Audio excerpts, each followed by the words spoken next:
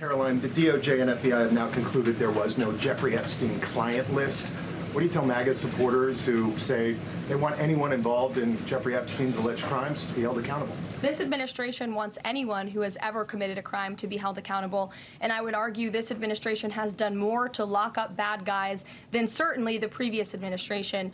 And the Trump administration is committed to truth and to transparency. That's why the Attorney General and the FBI Director pledged at the President's direction to do an exhaustive review of all of the files related to Jeffrey Epstein's crimes and his death.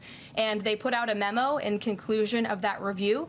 There was material they did not release because, frankly, it was incredibly graphic and it contained child pornography, which is not something that's appropriate for public consumption. But they committed to an exhaustive investigation. That's what they did, and they provided the results of that.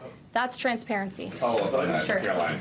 Okay, so the FBI looks at the circumstances surrounding the death of Jeffrey Epstein. According to the report, this systematic review revealed no incriminating client list. So what happened to the Epstein client list that the Attorney General said she had on her desk?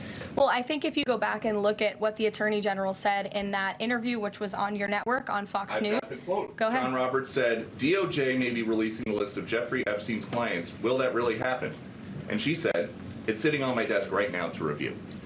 Yes, she was saying the entirety of all of the paperwork, all of the paper in relation to Jeffrey Epstein's crimes. That's what the Attorney General was referring to, and I'll let her speak for that. But again, when it comes to the FBI and the Department of Justice, they are more than committed to ensuring that bad people are put behind bars.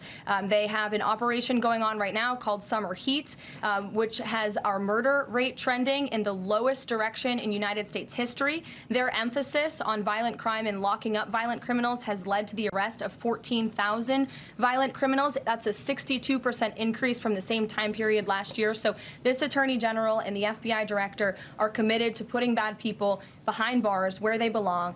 They promised an exhaustive review. That's what they did. For any further details, I would refer you to the Department of Justice. Okay.